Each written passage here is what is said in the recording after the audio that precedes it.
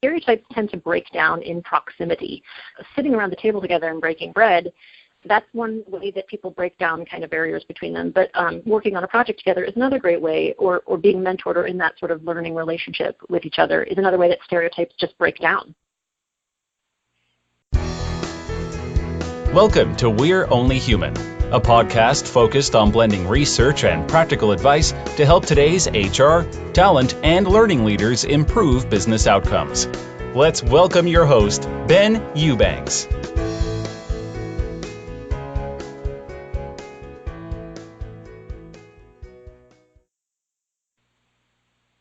Hey everyone, this is Ben Eubanks, host of We're Only Human, and I'm so glad to have you here. It's going to be a great conversation today, as always. So you know me, right? If you've listened for more than 5 minutes to any episode in the past, you know I love talking about AI, talking about recruiting, talking about talent. And while I love talking about that, I'm also very careful to talk about bias and how to help employers make the right decisions, all those good things. And so I actually today am thrilled because I have an expert on that topic here today to talk to us, chat with us about that, dig into the topic a little bit, and share her perspective, what she's seeing in the market.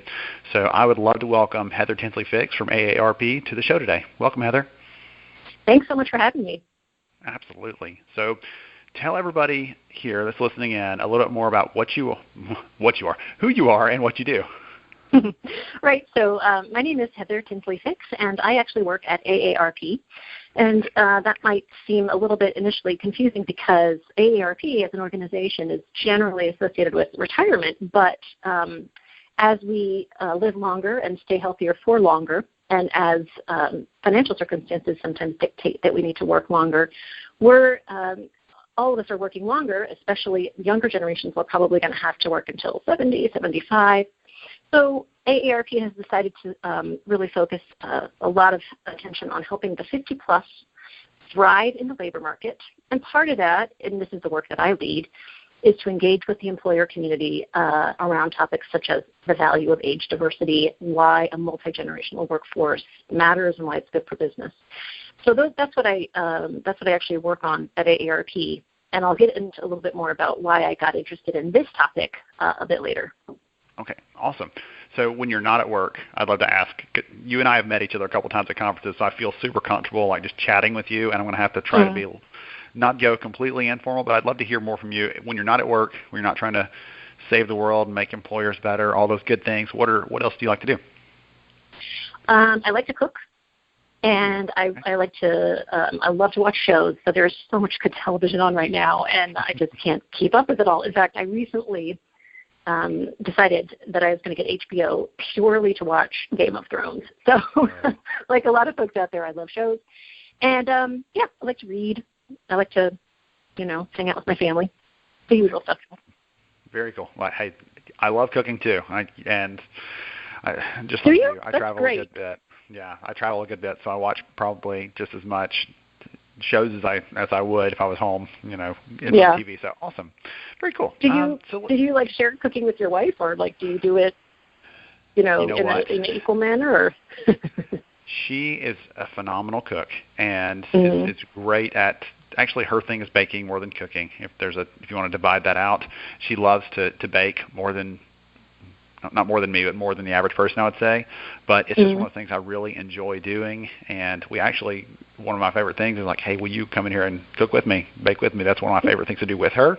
But nice. It's just one of the things I've always really enjoyed. And growing up, again, Southern, like very traditional, the family had dinner together every single night. And so around the dinner table, and that is the thing we still do today with our kids. Like, hey, we are sitting down, we are eating together. You're not getting up and going anywhere. You're not having a tablet, whatever else. Like we are looking at each other in the eye and talking to each other as real people. So it's probably connected into all those things. I think that's all tied together. So like you said, it's connecting with family, all those other good things. I think all that we don't lose those things. So great, fine, excellent, interesting. Okay, so I have seen you, as I mentioned a minute ago, at several events in the last year. Speaking about this different. We can talk about a couple things. I want to hear from you. Let's start off with the value of diversity in terms of age and life stage. Let's talk about that piece, and then let's get into the bias. That's fair with you. Okay, yeah, that sounds great. Okay, perfect. So let's talk about that and what you're seeing there. Right. So so one of the hot topics in diversity, inclusion, equity, and belonging is a cognitive diversity, right? And so we know that we've got kind of all the boxes checked in terms of the categories we want to have in our workforce mix. But another element that's really starting to become apparent is we really need cognitive diversity. That's where you get innovation. Innovation comes from. That's what drives profits and so on. So one of the great ways, one of the sort of super easy ways to drive cognitive diversity, even if you don't have a super diverse, say, ethnically or gender-wise mix in your organization, is to put people of different ages together. And so that's one of the great benefits of an age-diverse workforce. Another great benefit of having older and younger workers together is that they can learn from each other. There are certain skills that just take time to develop, and these tend to be kind of what I call uniquely human or sort of higher order cognitive skills. Those are some of the usual things you hear about, developing what we call wisdom, but also things like critical thinking, the ability to anticipate problems, to think at a systems level, relationship management. All those kind of soft skills are just generally, those are ones that take a good amount of time to develop. And so having older workers in the mix is a great way to bring those skills to younger workers, to provide that mentorship, that sort of leadership growth for them. And then younger workers are great, of course, at sharing their skills or their information in any direction, right? So if you have a culture where you want to create a learning culture and a growth mindset, you want to encourage your older workers, too, to really benefit from those relationships with younger workers and soak up all of their skills and all the new things that they're learning. I love that. So we actually did a study earlier this year on the number one skill. We asked talent leaders. We also asked employees themselves, what's the number one skill someone needs to be successful long term, not just to make it through the day, but to be successful into the future. And both groups independently came out with communication skills. It's the number one thing people need to be successful. Right, and I love that because I don't pick on, generations, whatever else. Like when you first get into the workforce, you do not understand how things work. You have not sat in a board meeting. You have not been on a conference call. Or you have not been, in meetings and stuff with managers before. So you don't know how to act. And I love the idea of pairing people together because another thing we found in that research is people want to actually learn how to do things. They want to learn these new skills. Not just because someone gives me like a formal course, go take this training, but I want a mentor that I can talk with informally. They can help coach me and guide me without it feeling like my boss is looking over my shoulder or someone's judging me for this. Right. Yeah, that makes a ton of sense. And, the older we get, the more tacit knowledge we have, and that tends to be the hardest to transmit in databases or spreadsheets or manuals, right? It's definitely the kind of knowledge that has to be imparted person to person. So, yeah. I love that. That might be your quotable quote for the day. I love that. This gives fantastic knowledge. So there's a value here, right, in bringing these groups together. And again, it's not about forcing them together and saying you will learn something from each other, but it happens naturally if we create the environment where that just happens as part of the culture, part of the work that they're doing every day. Don't make it feel forced because it will feel forced, right? Just make it feel like a natural part of how these things go. One of the other things that I've seen organizations do that are successful in that is they'll actually, when that happens and there's a really interesting outcome or someone learns something new and helpful for them in their role, they actually kind of tell the story. Like, hey, here's a mini internal case study. This person, we paired up this executive with this younger person because there was a mentoring relationship there. It was more formal in that case, but they said, here's the thing that they learned. Here's how they learned to be better at understanding the importance of having a social presence and sharing your insights and your thoughts online in a way to get that attention, not just on yourself, but the company brand as well. But also, again, going the other direction, that younger person learns, hey, here's what a leader has to do. Here's the kind of decisions they have to make. Here's the kind of things you have to factor in when it's not all black and white. Here's how you make that call. And it goes both ways. But sharing that story openly helps other people say, oh, there is value in that. It's not just I've got to put up with them until they retire or, kids these days. The conversations don't all have to be those kind of negative stereotypes. Exactly. Yeah, definitely. And I think stereotypes tend to break down in proximity. So kind of going back to your analogy about sitting around the table together and breaking bread, that's one way that people break down kind of barriers between them. But working on a project together is another great way, or being mentored or in that sort of learning relationship with each other is another way that stereotypes just break down. So it's a good way to do that too. There's another quote unquote. Goodness, you're giving me lots of that. Okay. I love that. I love that. So, all right.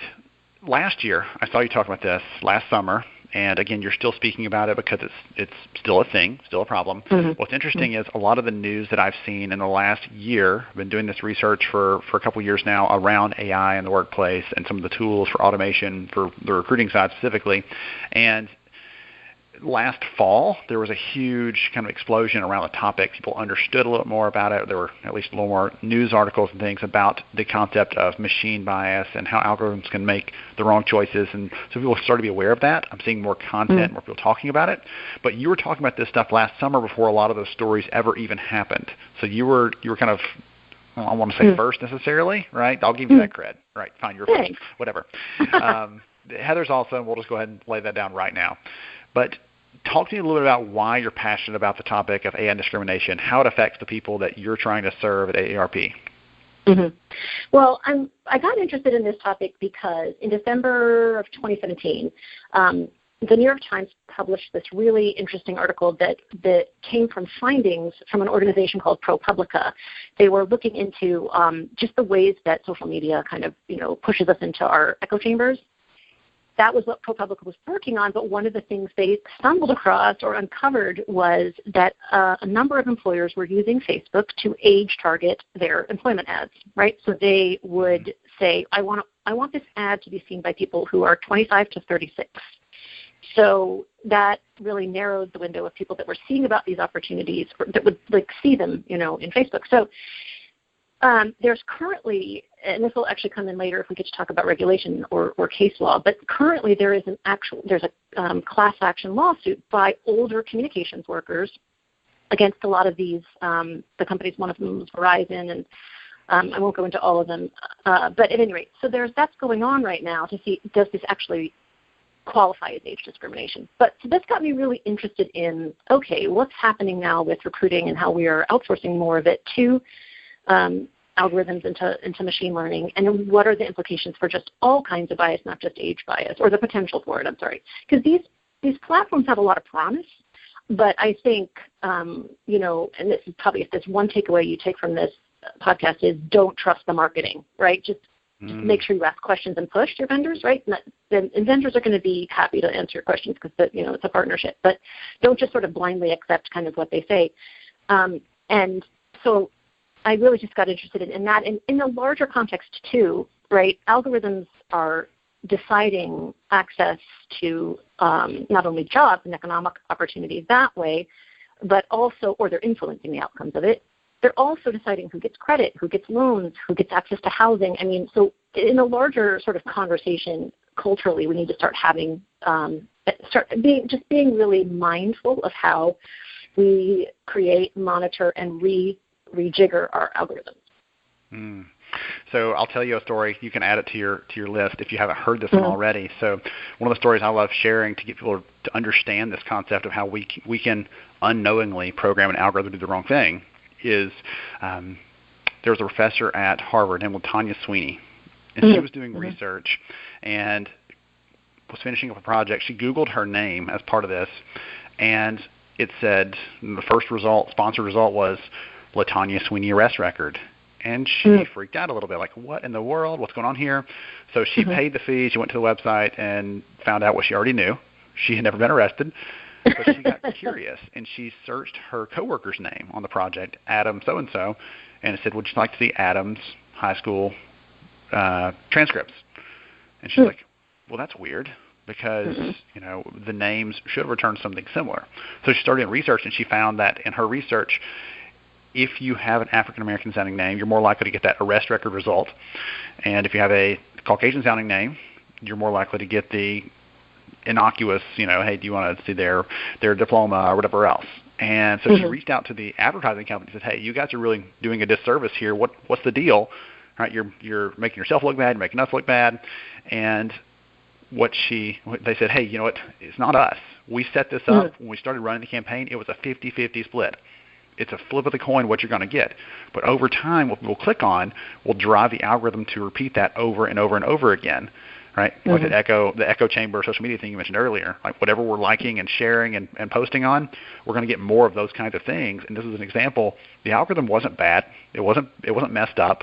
It did exactly what it was taught to do. It just kept rewarding those behaviors people were giving it over and over again by showing that result more frequently for those results. And so, just a reminder, like that seems like a small thing, but like you said, that gets expanded into who gets access to certain kinds of care and things like that. And so the algorithms start taking over parts of our lives, and it's a big deal. And it can even, I've read some stories where people can even be punished if there's not enough data about you for the system to make a determination, right? If there's some states where DHR, the Department of Human Resources, that's deciding if the kids are going to stay with the family or not when there's a family issue.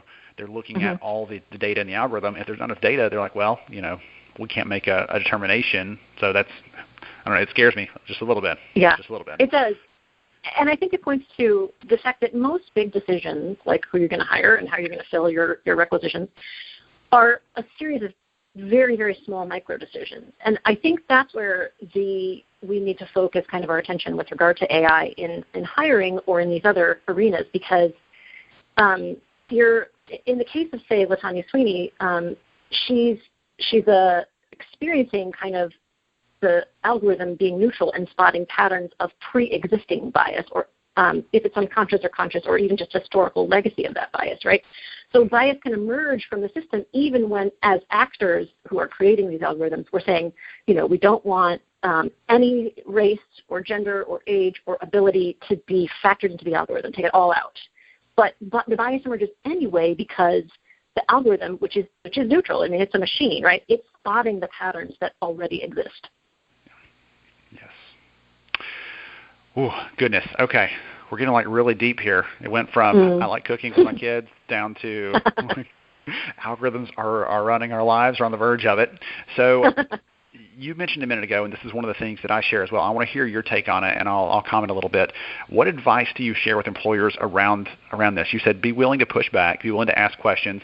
What sorts of questions would you encourage employers to ask if they're looking at something, a new solution or a tool to help with the hiring process, and they might be aware of this or concerned about it or not even sure what to do? Like, I'm not a programmer. I'm not sure what the algorithm's doing. Of course. Give them some advice. Great. So I found kind of in the work that I've been doing around this, I found that there's four key areas where unintentional bias kind of comes into play. And so these are the kind of four areas that you can sort of probe about with your vendors. The first is the problem of prediction, right? Prediction models so there's two areas in this. Prediction models are built on patterns of existing data and behavior. And prediction models are also built on user like recommendation engines, for example, are built on previous user behavior. So there's the data itself, kind of the underlying inequities in society, right, that is part of the issue of prediction that the computer spots as patterns. But then there's also the user behavior. So if you, as a woman, I'll give you a good example. If you're on ZipRecruiter as a job seeker, and let's say I'm a woman in my mid-30s, and my particular issue is that I don't think that I'm capable of doing like a VP job. So I don't actually, even when I search, let's say I search for a marketing job and I see a couple VP spots come up, I don't click on those because I might be struggling with some, inadequacies or whatever. That means, though, that other women who are really confident, if there's enough of those people enough women aren't clicking on VP spots, other women who say maybe ready to, like very confident, if they do a search, they're going to see less of those VP jobs served up to them, right? So it's learning from user behavior. And so the wider kind of unintentional bias of people that you don't know that are using the platform affects what you see. So that's the first problem. The second problem is one of composition. So how do the vendors put their algorithms together? What values do they look for? How do they weight those values? So, for example, do they look for only top colleges or a certain skill set? That makes a lot of sense, right? A certain skill set makes sense. But do they look for things like what what extracurricular activity you do, how often do you tweet, and stuff like that. What are the values that they're putting into the algorithm? How are they weighted? And then what kind of assumptions or sort of normative judgments are encoded in those choices? So pushing on that, like how, what data are you feeding into the algorithm, or what values are you looking for? The third thing, stay with me here. The third thing is the problem of correlation, right? So many of the players in this space are born out of consumer consumer recommendation engines, and so they're looking for people, in quotes, people like me, right?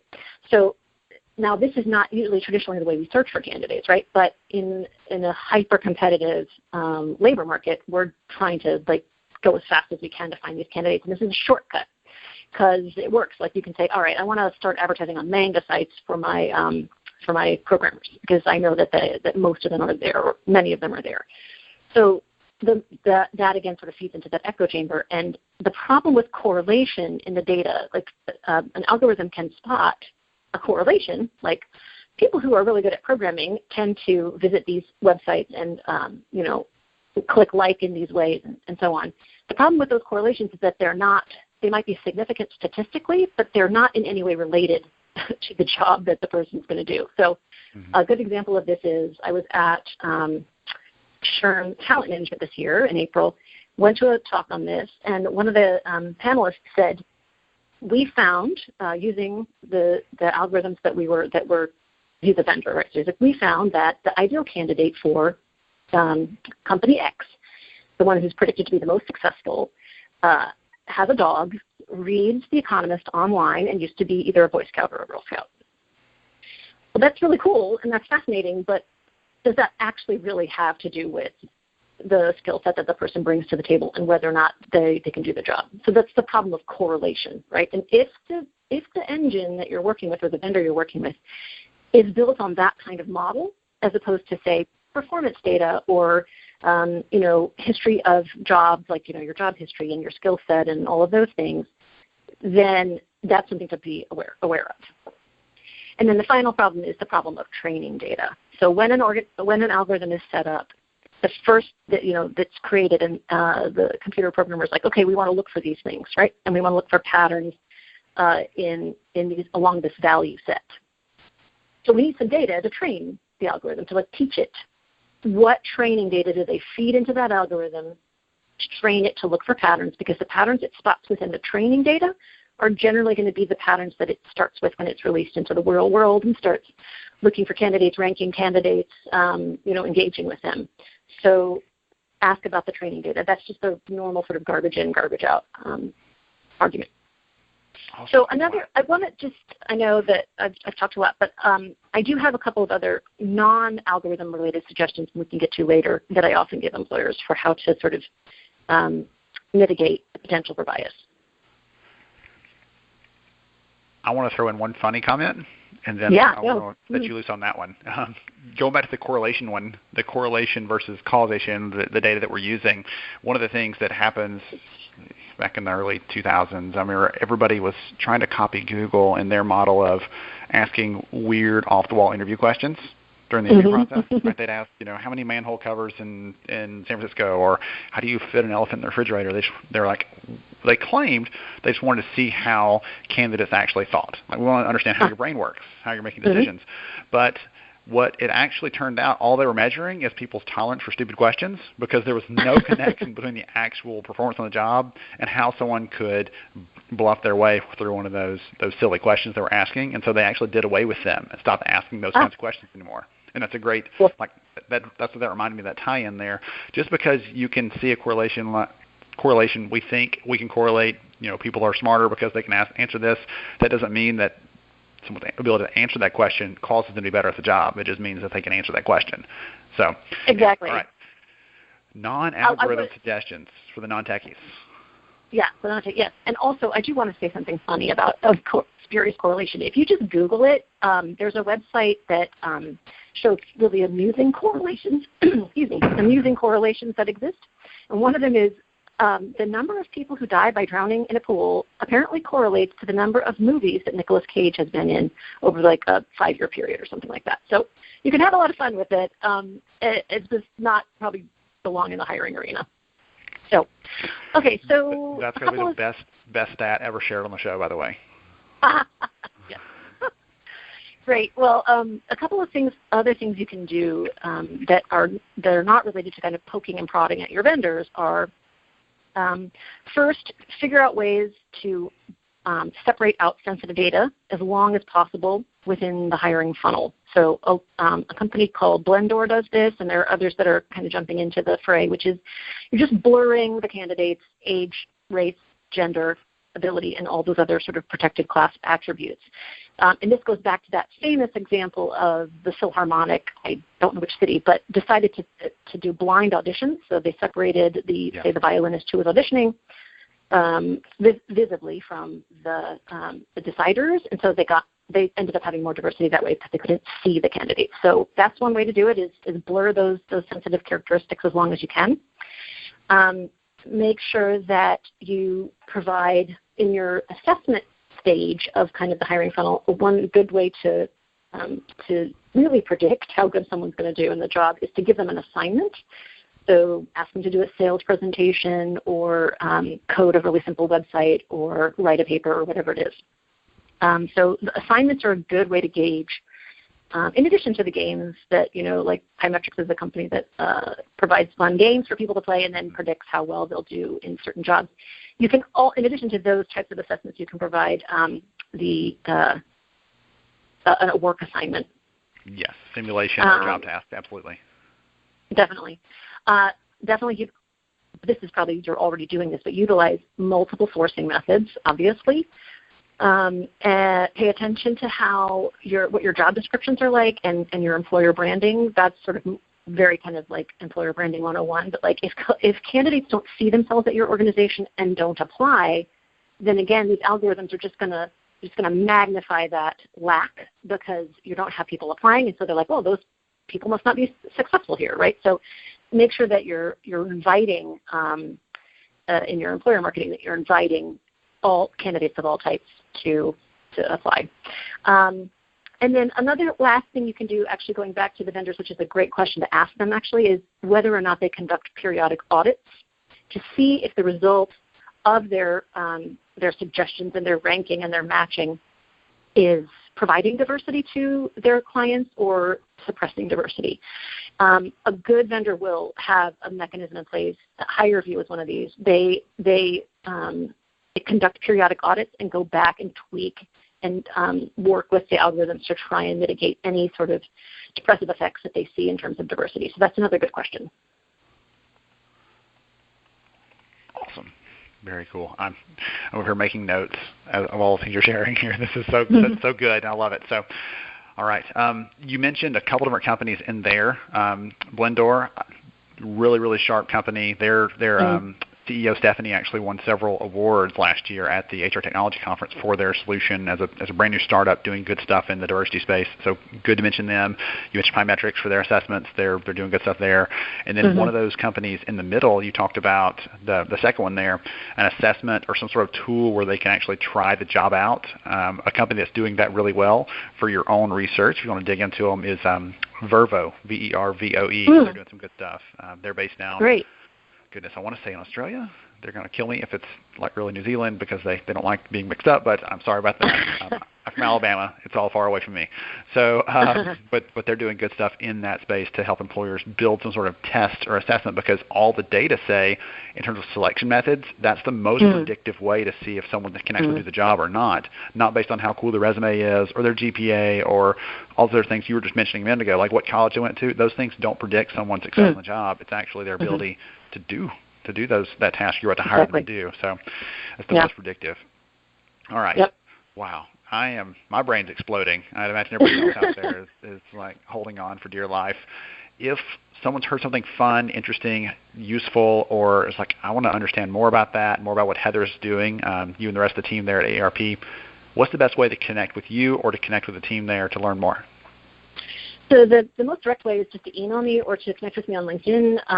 I am Tinsley-Fix at AARP.org. And I always love to hear from you, to learn what you know, and then to answer any questions you have. I'm happy to give away my decks, my research, my links to the resources that I used. I'm really glad. Thank you for telling me about Verbo. I'm really going to check that out. And so LinkedIn and email. And then if you want to learn more about what AARP is doing in this space, we have our sort of flagship program is the AARP Employer Pledge Program. It's free to join, and you, as an employer, you take a pledge to publicly affirm the value of older workers and to commit to hiring a level playing field, for candidates of all ages. And you can find that at aarp.org/employer pledge. And that there's all kinds of resources and communications that kind of come along with being in that program.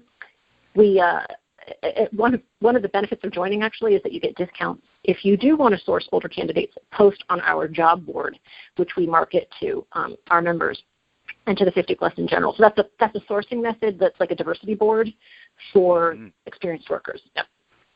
Awesome. Very cool. I love that. So I'll make sure and get a link to your LinkedIn profile and also to the pledge page there, so they can check that out, what you're doing, on the show notes, so they can click straight through there. And man, I want to say thank you so much. This has been really, really great. I expected good things from you already, but this was even better than I could have imagined. So thank you so much, Heather, for joining today. Thanks, Ben. Awesome. To everybody else, thank you for connecting today. This has been We're Only Human. I'm Ben Eubanks, your host, and we will catch you next time. Thank you for listening to We're Only Human.